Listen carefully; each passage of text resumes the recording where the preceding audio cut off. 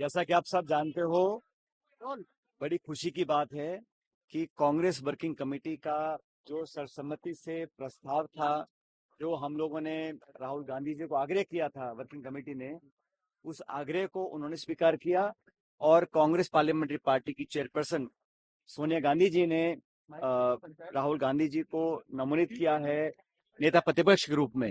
राहुल गांधी जी के leader of opposition बनने से न सिर्फ कांग्रेस में, कांग्रेस कार्यकर्ताओं में, लेकिन पूरा विपक्ष, समूचा जो इंडिया अलायंस है, सभी लोगों में एक ऊर्जा का संचार हुआ है।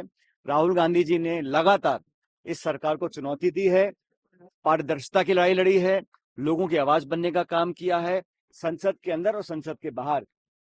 आज जब वो नेता प्रतिपक्ष बने हैं तो उससे विपक्ष की उम्मीदें और बढ़ी हैं, लोगों के अंदर विश्वास पैदा हुआ है और लाखों करोड़ों लोग जिन्होंने लोकतंत्र को जीवित रखने के लिए, संविधान को सुरक्षित रखने के लिए इंडिया अलायंस को वोट डाला था, उन लोगों को आज उम्मीद बनी है कि सदन के अंदर मुस्तैदी से, मजबूती से और सच की लड़ाई लड़ने का काम राहुल गांधी जी करेंगे।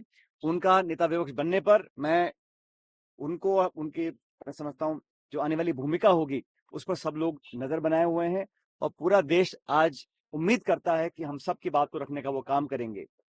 राहुल गांधी जी के नेता प्रतिपक्ष बनने से न सिर्फ कांग्रेस को ताकत मिलेगी, लेकिन उस सोच को ताकत मिलेगी जो सोच इस देश में अमन, चैन, प्यार, भाईचारा और संविधान को सुरक्षित बनाने का काम करना चाहती है।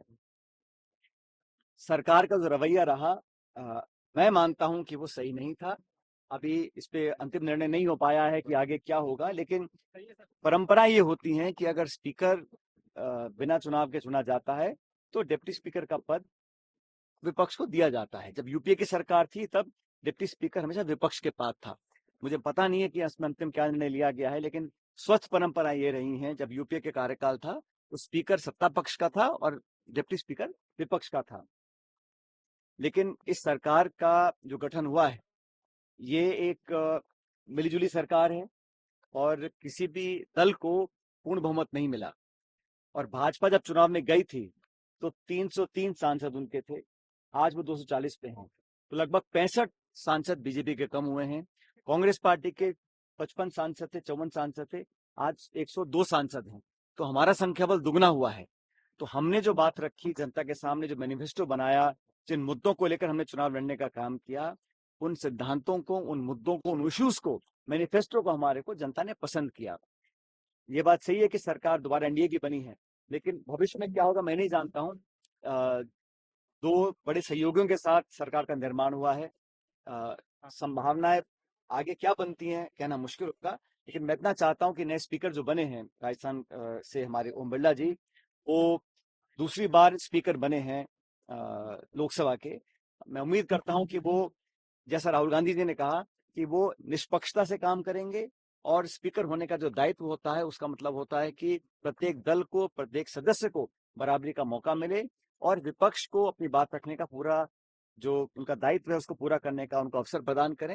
मैं उम्मीद करता हूं कि उनका कार्यकाल कामयाब रहेगा, लेकिन विपक्ष को, खासकर उन लोगों को जो अपनी बात रखना चाहते हैं सदन के अंदर, वो खुलापन उनको महसूस होगा ओम बिरला जी के कार्यकाल में। आज देश में जो सबसे बड़ा मुद्दा चल रहा है वो नीट की परीक्षा का मामला है और आप सब जानते हैं कि इस परीक्षा के विवादित होने के कारण लाखों करोड़ों लोगों को, खासकर नौजवानों को, बहुत बड़ा सदमा लगा है और नौजवानों के अंदर जो विश्वास है प्रक्रिया पर, परीक्षा की प्रणाली पर, उस पर बहुत बड़ा सवाल खड़ा हो गया है। और केंद्र सरकार ने जिस तरह शुरू में एक अड़ियल रवैया अपनाया था और बात को मानने से इनकार किया था, अंत में उनको गलती स्वीकार करनी पड़ी, लेकिन अभी तक इस पर जिम्मेदारी तय नहीं की गई है। इस तरह का विश्वासघात, इस तरह का लीपापोती कर कर बचाव करना, ये मैं समझता हूँ शोभा नहीं देता। और नीट वाला इशू है, बाकी जो परीक्षा कैंसिल करी गई है, लगातार लोगों में भ्रम फैल रहा है कि हमारा भविष्य सुरक्षित नहीं है और इस देश में आज रिकॉर्ड अनएम्प्लॉयमेंट है। आजाद भारत के इतिहास में सबसे ज्यादा अगर आज कहीं बेरोजगारी है, शिक्षित बेरोजगारी है, तो आज के समय पर है। उसका समाधान ढूंढने के लिए सरकार को काम करना चाहिए था। ये वो सरकार है चुनाव लड़ने से पहले अपने 100 दिन की योजना बना रही थी और ये इतना ओवर कॉन्फिडेंस में काम कर रहे थे, लेकिन जो सबसे महत्वपूर्ण हमारे समाज का हिस्सा है, नौजवान वर्ग है, उनके साथ उन्होंने एक तरह से विश्वासघात किया है। तो इस पर उन्हें पूरी कार्रवाई करनी चाहिए और संकोच नहीं करना चाहिए। कोई कितना बड़ा व्यक्ति भी हो, लेकिन इसकी तह तक पहुंचकर जो लोग इसलिए जिम्मेदार हैं उस पर कार्रवाई करनी चाहिए और लोगों को आश्वस्त करना चाहिए। मुझे लगता है कि सदन के अंदर न सिर्फ राहुल गांधी जी, लेकिन समूचा विपक्ष इस बात को उठाएगा। और ये बात पॉलिटिकल नहीं है, क्योंकि इतने बड़े पैमाने पर इतना बड़ा घपला पहली बार हुआ है और अलग अलग तथ्य सामने आ रहे हैं। जांच के बाद और तथ्य सामने आएंगे, लेकिन सरकार को इस पर पूरी ओवरसाइट रखनी चाहिए और समय समय पर जनता को सूचित करना चाहिए कि उन्होंने क्या कार्रवाई करी है। जहां गलती उसको स्वीकार करना चाहिए। और ये बहुत बड़ा मैं समझता हूँ सरकार से लैप्स हुआ है। जिस तरह नीट की परीक्षा का जो प्रकरण सामने आया है और बाकी जो परीक्षाओं को कैंसिल किया जा रहा है, उस बात का प्रतीक है कि कहीं ना कहीं सिस्टमेटिक फेलियर है। 10 साल से सरकार सत्ता में रही और बहुत सारे आपने स्लोगन्स दिए, भाषण दिए और युवाओं के नाम पर वोट भी लिया। आप परीक्षा पे चर्चा, चाय पे चर्चा, एग्जाम पर चर्चा, लेकिन जो विश्वसनीयता थी उसको करने का चूक हुई है।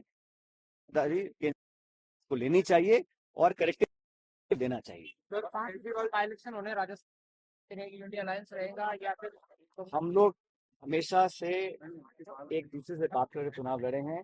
इंडिया अलायंस पहले भी मजबूत था, आज भी मजबूत है और आने वाले समय में और मजबूत होगा। जहां जहां चुनाव होंगे वहां पहले से ही हम लोग अपने सीट जीते हुए थे।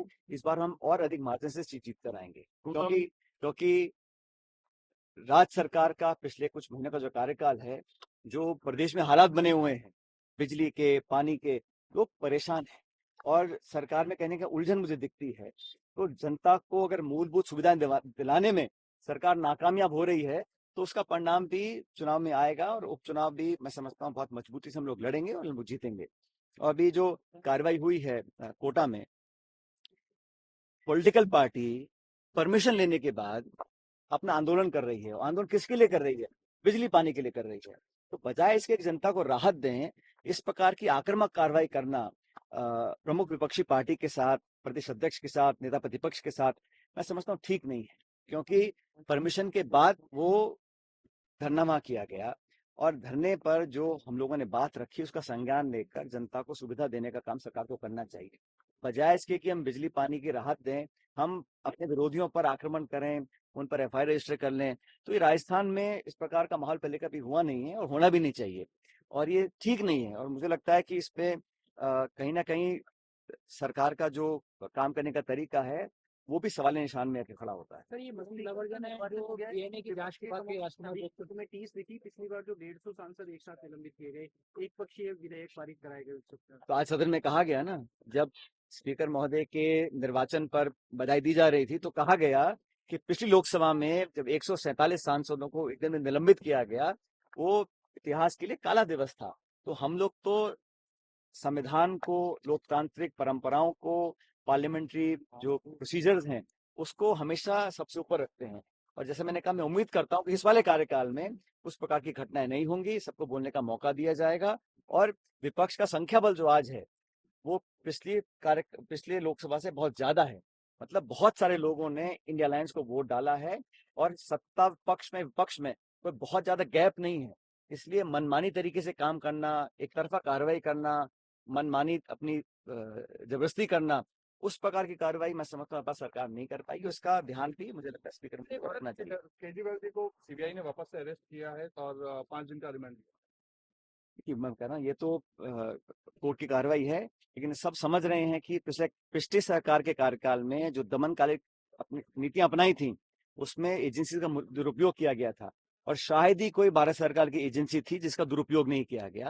लेकिन इस चुनाव के परिणाम से सरकार को जनता ने आईना दिखाया है कि आप बेवजह सरकारी एजेंसी का दुरुपयोग नहीं करिएगा और लोगों को दबाने का, विपक्ष की आवाज को कुचलने का काम सरकार नहीं करे। ये संदेश स्पष्ट है और मैं मानता हूं कि इस लोकसभा चुनाव में सरकार का निर्माण होना, हार जीत होना, आंकड़े आना अलग बात है, लेकिन जो सबसे बड़ा संदेश है वो संदेश ये है कि स्टेट पावर का, स्टेट एजेंसीज का, सरकार की ताकत का धड़ल्ले से जो मिसयूज किया गया, जो लापरवाही से उसका मिसयूज किया गया, उस पर अंकुश लगाने का काम सरकार को करना चाहिए।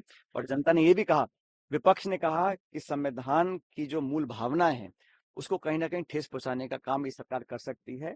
जनता ने इंडिया अलायंस और कांग्रेस के तमाम विपक्ष के नेताओं को आपने देखा होगा, हम सब यही बात बोल रहे थे, हमारी बात को बहुत हद तक लोगों ने स्वीकार किया है। सर, विधानसभा 11 की लोग शुरू होने वाली जीती है कांग्रेस ने राजस्थान में, बड़ी इंप्रूवमेंट है। क्या आपको लगता है कि अच्छा साइन है कांग्रेस के लिए 2028? हम लोगों ने बहुत अच्छा परफॉर्म किया है, तभी तो हमारा संख्या दुगना हुआ है। हम महाराष्ट्र में, हरियाणा में, राजस्थान में, हर जगह हमारी संख्या बड़ी है। और मैं हमेशा से कहता हूं, जहां पर बीजेपी कांग्रेस का 1-to-1 कॉन्टेस्ट है, वहां पर कांग्रेस का स्ट्राइक रेट पहले से बेहतर हुआ है। इसलिए हम लोग आज इजाफे में हैं, हम लोग 100 से ऊपर हमारे सांसद जीत कर आए हैं। ये शुभ संकेत है। आने वाले समय में चुनाव हरियाणा में है, महाराष्ट्र में है, वहां की तैयारी हो रही है। आज भी दिल्ली में हरियाणा को लेकर बहुत बड़ी मीटिंग खड़गे साहब और राहुल गांधी जी कर रहे हैं। अलग अलग राज्यों की तैयारी कर रहे हैं। जम्मू कश्मीर में चुनाव है, वहां की हम तैयारी कर रहे हैं। तो हम लोग पूरी तैयारी, उपचुनाव की तैयारी हो रखी है। पार्टी ने कमर कस के उपचुनाव की प्रिपरेशन तैयारी कर रखी है। स्टेट इलेक्शन की तैयारी हम लोग कर रखी है। तो कांग्रेस कार्यकर्ताओं में उत्साह का माहौल है और इस परिणाम से हम लोग काफी तक संतुष्ट भी हैं, लेकिन अभी बहुत काम करना बाकी है। जिन राज्यों में हम लोग अच्छा नहीं कर पाए, वहां के लिए हमने टीम गठित करी है और वो टीम एक फैक्ट फाइंडिंग रिपोर्ट आलाकमान को पेश करेगी। वहां पे जो करेक्टिव मेजर्स लेने हैं वो लेंगे। जिन स्टेट्स में हम लोग अच्छा नहीं कर पाए, वहां पर हम अभी बहुत पोटेंशियल है वहां पर और अच्छा करने का आने वाले समय में। आपने यहाँ यूथ के अगर आगे बढ़े, राजस्थान में आपने यूथ को आगे बढ़ाया था और यूथ ने रिजल्ट भी उस तरीके का दिया, तो आगे आने वाले जो चुनाव उसमें संभवतः माना जाए कि यूथ को ये तो हमेशा से ही सोनिया गांधी जी, राहुल गांधी जी ने कांग्रेस के अंदर जितना हो सका उतना नौजवानों को मौका देने का काम किया है। उदयपुर डिक्लेरेशन में हमने कहा था कि 50% जो हमारे पार्टी के पद हैं वो उन लोगों को मिलेंगे जिनकी उम्र 50 साल से कम है। ऐसा ऐतिहासिक डिक्लेरेशन किसी और पॉलिटिकल पार्टी ने नहीं किया है। आप कल्पना कीजिए, इतनी बड़ी राष्ट्रीय पार्टी है, सारे पदों को हमने कहा 50% of all post will go to people below जो 50। इतना बड़ा युवाओं के प्रति हमारा जो कमिटमेंट है उसको लोगों ने स्वीकार किया है। इसीलिए राजस्थान समेत अनेक राज्यों में नए लोगों को मौका बार बार हम लोग दे रहे हैं और जनता भी हमारे निर्णय का स्वीकार कर उसका प्रोत्साहित कर रही है। राजस्थान में संगठन को लेकर अगर देखा जाए तो जो चुनाव के नतीजे हैं, इसमें संगठन में बड़े बदलाव देखने को मिलेंगे, कुछ नए चेंजेस? नहीं देखो, प्रदेश अध्यक्ष ऐसा है, जाने हैं, ऐसा कुछ नहीं है।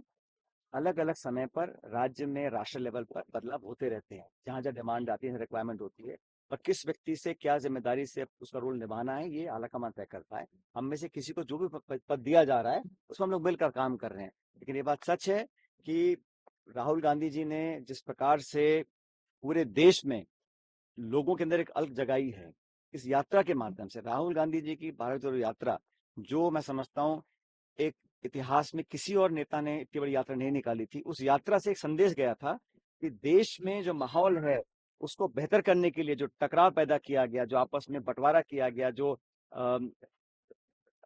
दमन की नीति अपनाई जा रही थी, उसको लोगों को जोड़ने के लिए कांग्रेस कार्यकर्ताओं के माध्यम से पूरे देश भर में जो यात्रा निकली थी उसका बहुत सकारात्मक संकेत गया है। और दोनों यात्राओं में मैं समझता हूँ लगभग 10,000 किलोमीटर की यात्रा निकली है। उस यात्रा ने लोगों को जोड़ा, कार्यकर्ताओं को जोड़ा और कांग्रेस समेत इंडिया अलायंस के पार्टनर्स को भी इस यात्रा का फायदा मिला है। तो छत्तीसगढ़ में चुनाव रहा, किस तरह से देखते हैं? काफी मेहनत आप छत्तीसगढ़ में 11 सीटें हैं और हम लोग जब से राज्य का निर्माण हुआ है हमेशा हम 2 ही सीट जीत पाते हैं। जब चुनाव में जा रहे थे हम, वहाँ 11 में से 2 सांसद थे। इस बार हम 1 जीते हैं और दूसरी सीट हमारे 1700 वोटों से। हर सीट पे जो जीत हार का मार्जिन कम हुआ है, हमारा वोट प्रतिशत उतना जितना पिछली बार था, कम नहीं हुआ है। लेकिन वहां पर हम लोग 2 मेंबर्स को नियुक्त किया गया है, वीरप्पा मोइली जी, हरीश चौधरी जी। वो अगले 4 दिन का दौरा कर रहे हैं परसों से, और छत्तीसगढ़ में हर एक जिले में जाकर लोगों से फीडबैक लेंगे और वहां पर क्या परिवर्तन लाना हम लोग लेकर आएंगे। वहाँ कार्यकर्ता मजबूत है, वोट शेयर इंटैक्ट है, लेकिन हमारा परिणाम इतना अच्छा नहीं आ सका, उस पर हम कार्रवाई करेंगे। जिन राज्यों में हम लोगों की संख्या बल कम है वहां पर लगातार हम सक्रिय हैं, चाहे वो तेलंगाना है, कर्नाटका है, मध्य प्रदेश है, असम है, उड़ीसा है। उन सभी स्टेट्स पर हम लोग रिपोर्ट लेकर तुरंत प्रभाव से वहां पर चेंजेस भी लेकर आएंगे जो हमें लगता है कि अनिवार्य है और लोगों को और आगे बढ़ने का मौका मिलेगा। सर, एक आदिवासियों को लेकर बयान आया था डीएनए जांच के लिए यहाँ के नेता। मैंने कहा ना, जो सबसे बेस्ट उम्मीदवार थे पार्टी ने उम्मीदवार दिए। और आप सब लोग जो एग्जिट पोल निकालते थे, उस एग्जिट पोल को भी अब लोग याद नहीं कर रहे हैं। आप लोग सब अलग अलग बातें बोलते थे और जब हम बोलते थे तो आप लोग हमारा मजाक उड़ाते थे। आज परिस्थिति ये हो गई है कि आपको सवाल पूछना पड़ रहा है। मैं आपसे पूछूं कि आपने तो हमें 0 कहा था, 2 कहा था, 4 कहा था, हम जीते हैं 11-25 में से, और पिछली बार हम एक भी सीट नहीं जीत पाए थे। तो बड़ा परिवर्तन है, ये रिफ्लेक्शन है केंद्र सरकार और राज्य सरकार की पॉलिसीज का, उनकी गवर्नेंस का, उनके काम करने के तरीके का। और कांग्रेस में हमारे उम्मीदवारों का चयन, हमारा कैंपेन स्ट्रेटेजी, हमारा नैरेटिव, हमारा मैनिफेस्टो और सब नेताओं का जो सामूहिक योगदान रहा, उसके कारण हम लोग 11 सीटों पे भाजपा को हरा पाए। सर, सदन में आदिवासियों को एक बयान आया था, चुनाव लड़ रही है, किस तरह से ये पूरा इंडिकेशन होगा पूरे देश के लिए? वायनाड के लोग, वायनाड के कार्यकर्ता, केरला, पूरे देश भर के लोग आज प्रफुल्लित हैं कि प्रियंका गांधी जी, जिन्होंने हर चुनाव में, खासकर इस लोकसभा चुनाव में कमर तोड़ मेहनत करी है, हर एक राज्य में वो गई हैं और उनकी मेहनत, उनका परिश्रम का फल है कि कांग्रेस पार्टी को बहुत इजाफा मिला है। और मुझे खुशी है कि खड़गे साहब ने राहुल जी की रिक्वेस्ट पर और कार्यकर्ताओं की मांग पर वायनाड से जो उपचुनाव होंगे वहां पर प्रियंका जी को अपना उम्मीदवार बनाया है और मुझे लगता है कि बहुत बड़े बहुमत से प्रियंका गांधी जी वहां चुनाव जीतकर आएंगी और वायनाड के लोगों की आवाज बनेंगी संसद के अंदर। और प्रियंका गांधी जी ने जो मेहनत करी है और जो जवाब दिया है सत्ता पक्ष के हमलों का, वो मैं समझता हूँ अपने आप में ही लोगों के अंदर बहुत बड़ा जोश भरता है और कार्यकर्ताओं को ताकत मिलती है। सर, सांसदों ने शपथ ली, लेकिन ओबीसी जी ने लास्ट बोला जय फिलिस्तीन, उसको लेकर के किस तरीके से? तो स्पीकर साहब करेंगे कार्रवाई जो करनी है। सर, आदिवासी को लेकर जो बयान दिया था उसमें राजकुमार रोत ने कहा है कि हम डीएनए लेकर आएंगे और विधानसभा में उनसे पूछना चाहिए आपके बारे में।